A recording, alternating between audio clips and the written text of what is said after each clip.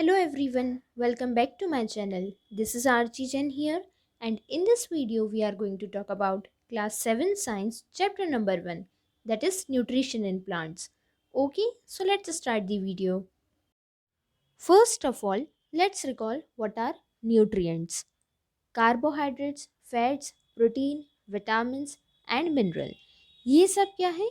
Components of food और इन्हें ही हम कहते हैं nutrients. Now, why nutrients are important for us? So, nutrients हमारी बॉडी को बिल्ड होने में, ग्रोथ में, अगर कोई बॉडी पार्ट डैमेज हो जाता है तो उसे रिपेयर करने में एंड साथ में ही हमारी day to day life activities को परफॉर्म करने के लिए हमें एनर्जी प्रोवाइड करते हैं. That's why nutrients are important for us. अच्छा, अब न्यूट्रिशन क्या होता है? आपने खाना खाया और आपकी बॉडी ने उस फूड को यूटिलाइज कर लिया. इसी प्रोसेस को कहा जाता है न्यूट्रिशन.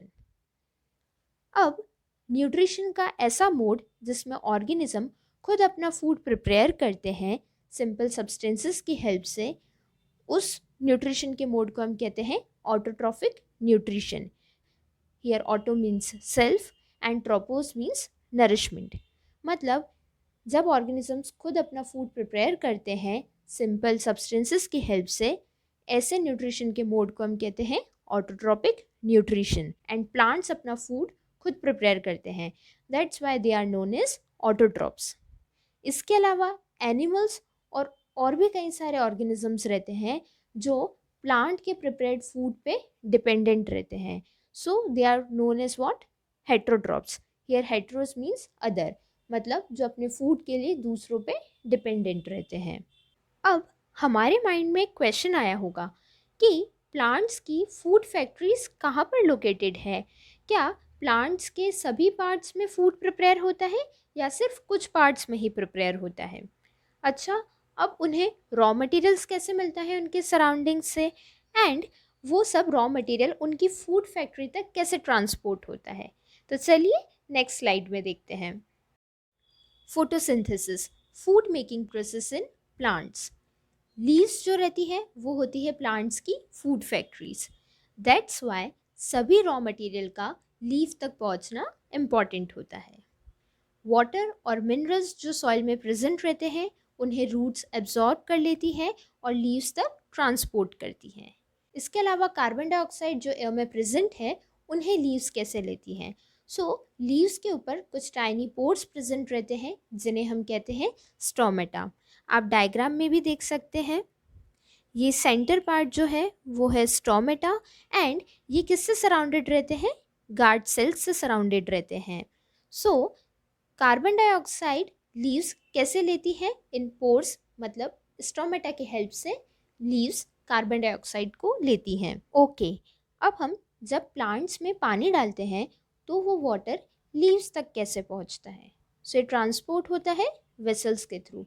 मतलब आपने पानी डाला प्लांट्स में तो सबसे पहले वाटर एंड मिनरल्स को एब्जॉर्ब करेगी रूट्स, देन वो वाटर जाएगा स्टेम में, उसके बाद ब्रांच में एंड देन फाइनली लीव्स तक जाएगा.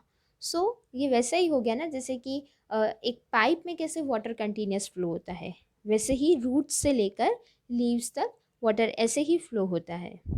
ठीक है. अब लीव्स में एक ग्रीन कलर का पिगमेंट प्रेजेंट रहता है जिसे हम कहते हैं क्लोरोफिल. एंड क्लोरोफिल के प्रेजेंस के कारण ही लीव्स का कलर ग्रीन होता है. नाउ क्लोरोफिल की हेल्प से प्लांट्स जो रहते हैं वो सनलाइट की एनर्जी को कैप्चर कर पाते हैं. अब जो प्लांट्स रहते हैं वो अपना फूड सिर्फ सनलाइट की प्रेजेंस में ही प्रिपेयर कर सकते हैं. दैट्स वाई इस प्रोसेस को क्या कहा जाता है? Photosynthesis. Here photo means sunlight and synthesis means to combine what? Carbon dioxide and water. क्या क्या चीज़ें ज़रूरी है फोटोसिंथेसिस की प्रोसेस को करने के लिए? First of all chlorophyll, sunlight, carbon dioxide and water. Okay, ये एक यूनिक प्रोसेस है एंड जो भी सोलर एनर्जी लीव्स कैप्चर करती हैं वो एज अ फूड उसे प्लांट में स्टोर करके रखती है. एंड सन एक अल्टीमेट सोर्स ऑफ एनर्जी है सभी लिविंग ऑर्गेनिजम्स के लिए. अब अगर फोटोसिंथेसिस की प्रोसेस नहीं होगी तो हमारे पास फूड नहीं होगा। एंड सभी लिविंग ऑर्गेनिजम्स का सर्वाइवल डायरेक्टली और इनडायरेक्टली प्लांट्स के बने हुए फूड पर डिपेंड करता है। इसके अलावा फोटोसिंथेसिस की प्रोसेस में ऑक्सीजन प्रोड्यूस होती है, जो कि सभी लिविंग ऑर्गेनिजम्स के सर्वाइवल के लिए बहुत इम्पॉर्टेंट है। सो अगर फोटोसिंथेसिस नहीं होगा तो हमारी लाइफ अर्थ पर इम्पॉसिबल हो जाएगी। ठीक है, अब फोटोसिंथेसिस के प्रोसेस के टाइम पर क्लोरोफिल कंटेनिंग जो सेल्स होते हैं लीव्स के, वो सनलाइट की प्रेजेंस में कार्बन डाइऑक्साइड एंड वाटर को यूज़ करके कार्बोहाइड्रेट्स बनाते हैं। इसी बात को हम इक्वेशन के थ्रू भी प्रेजेंट कर सकते हैं। सो इस इक्वेशन का क्या मतलब है? मतलब कार्बन डाइऑक्साइड एंड वाटर का यूज़ करते हैं जब प्लांट्स सनलाइट और क्लोरोफिल की प्रेजेंस में, तो वो प्रोड्यूस करते हैं कार्बोहाइड्रेट एंड ऑक्सीजन।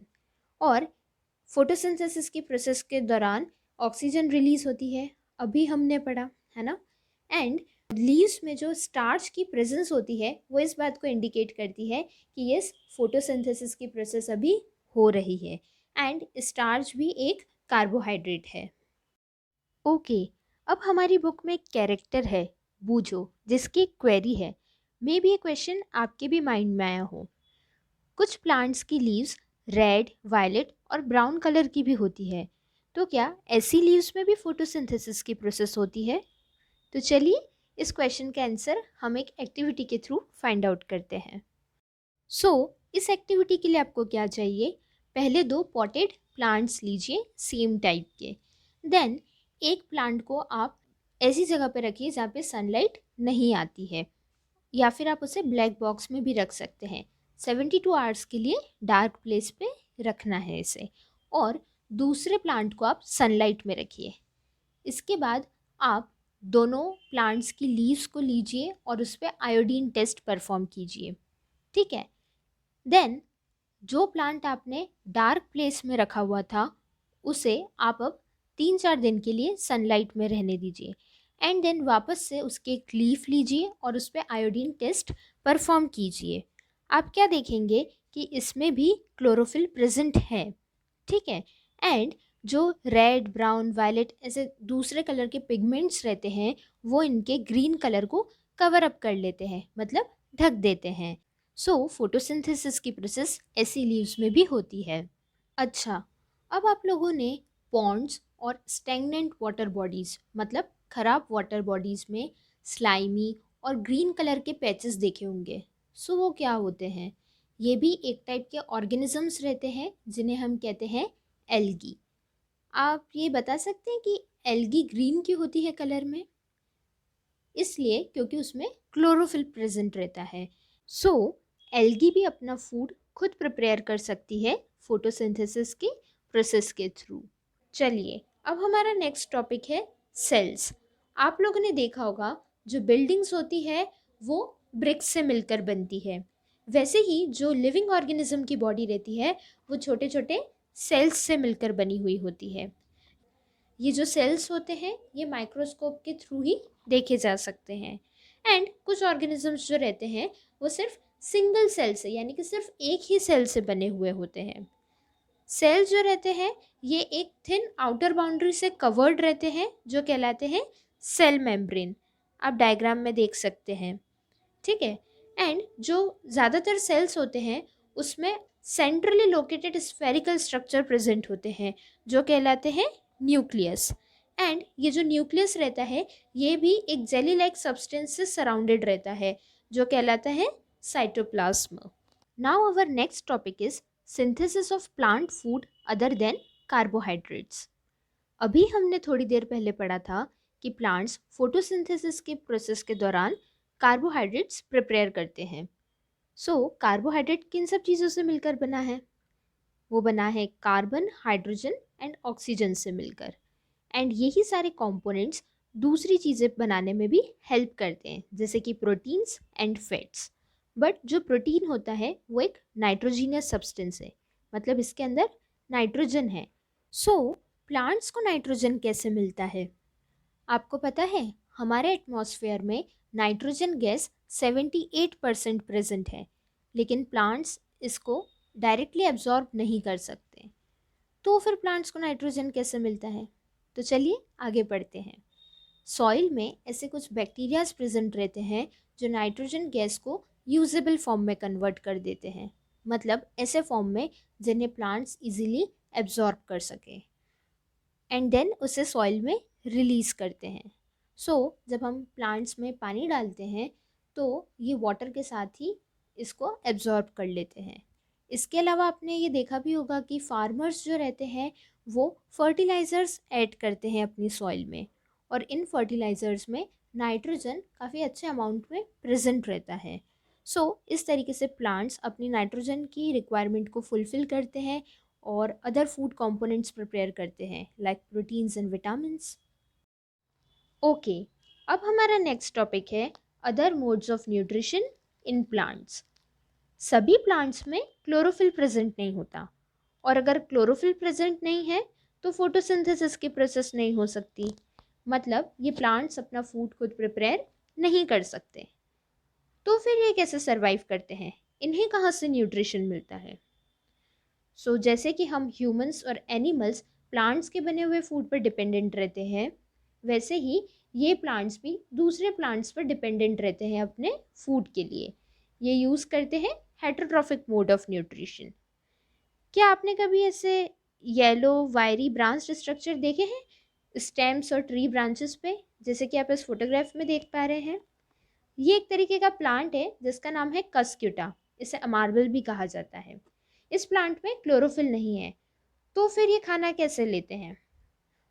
तो जिस मेन प्लांट पर इनकी बेल चल रही रहती है उसी मेन प्लांट पे ये डिपेंडेंट रहते हैं अपने फूड के लिए, और उस मेन प्लांट को कहा जाता है होस्ट प्लांट।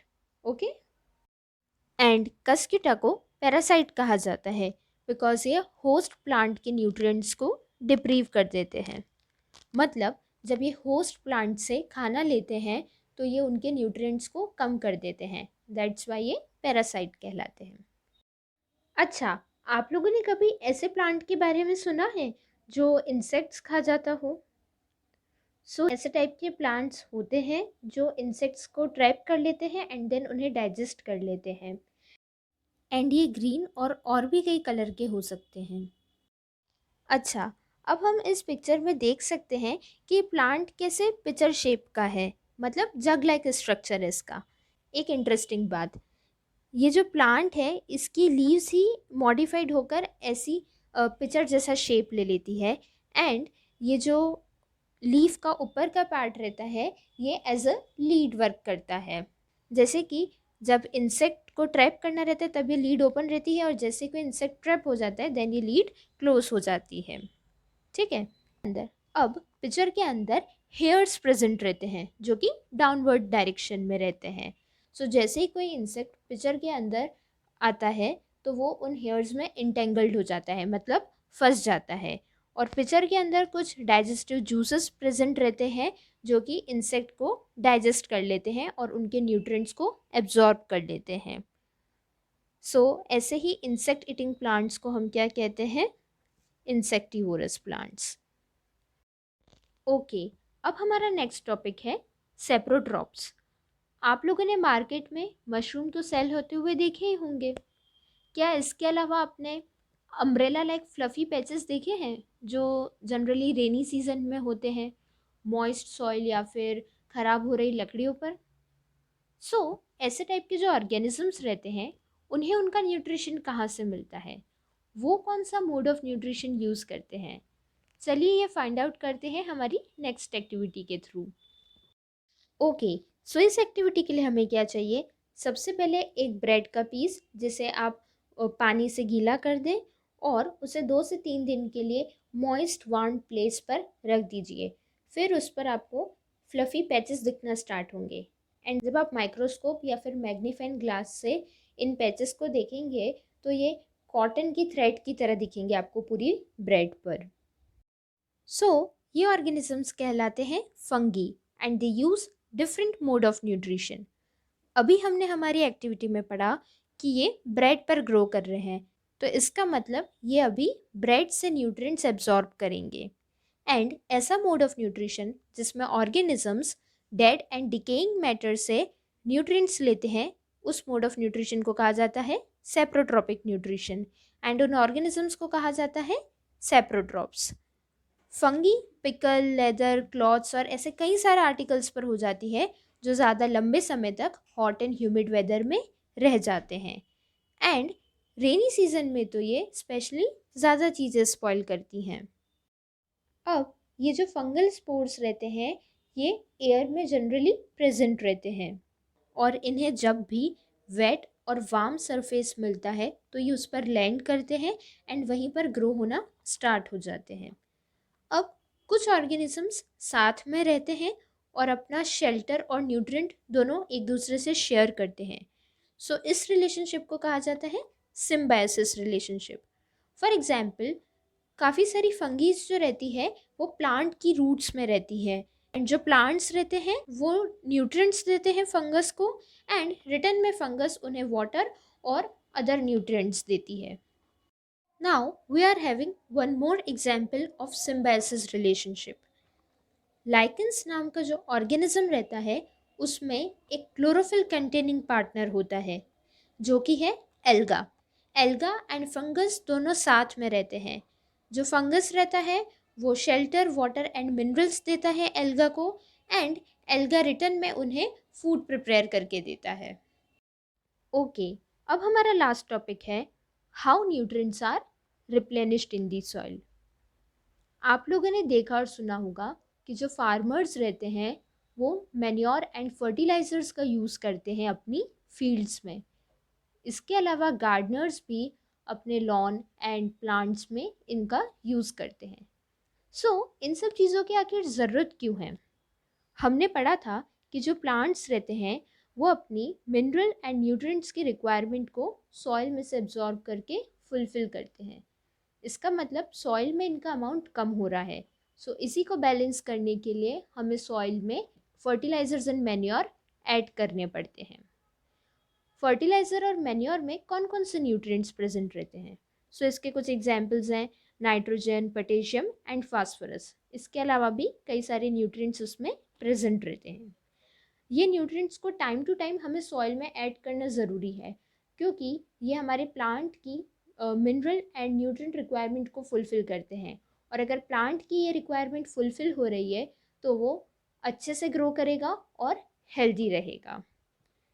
ओके, इसके अलावा यूजुअली जो क्रॉप प्लांट्स रहते हैं लाइक वीट एंड मेज, ये ज़्यादा अमाउंट में नाइट्रोजन एब्जॉर्ब करते हैं जिसके कारण अक्सर सॉइल नाइट्रोजन डेफिशिएंट हो जाती है, मतलब उसमें नाइट्रोजन की कमी हो जाती है।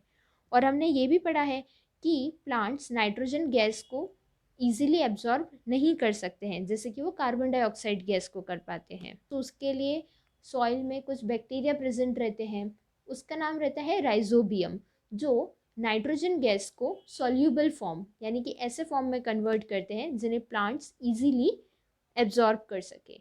वो नाइट्रोजन गैस को सॉल्यूबल फॉर्म में कन्वर्ट करते हैं एंड देन सॉइल में रिलीज करते हैं, एंड देन प्लांट्स उन्हें एब्जॉर्ब कर लेते हैं। बट जो राइजोबियम रहता है वो अपना फूड खुद प्रिपेयर नहीं कर सकता है। ये जनरली ग्राम, पीस, मूंग, बीन्स और अदर लेग्यूम प्लांट्स के रूट्स में पाया जाता है और उन्हें नाइट्रोजन प्रोवाइड करता है, एंड रिटर्न में ये प्लांट्स इस बैक्टीरिया को फूड एंड शेल्टर प्रोवाइड करते हैं। इट्स अ सिम्बायोटिक रिलेशनशिप, मतलब यहाँ पर दोनों ऑर्गेनिजम्स को एक दूसरे से बेनिफिट हो रहा है, एंड ये एसोसिएशन फार्मर्स के बड़े काम का है बिकॉज जहाँ लेग्यूमिनस प्लांट ग्रो करते हैं वहाँ पर फार्मर्स को नाइट्रोजीनियस फर्टिलाइज़र का कम यूज़ करना पड़ता है, एंड जो मोस्ट ऑफ दी पल्सेस रहती हैं वो लेग्यूमिनस प्लांट से ही ऑब्टेन होती है। इसी के साथ हमारा ये चैप्टर यहाँ पे एंड होता है, एंड आई होप ये वीडियो आपके लिए हेल्पफुल रहा होगा और अच्छा लगा होगा। Thank you so much for watching.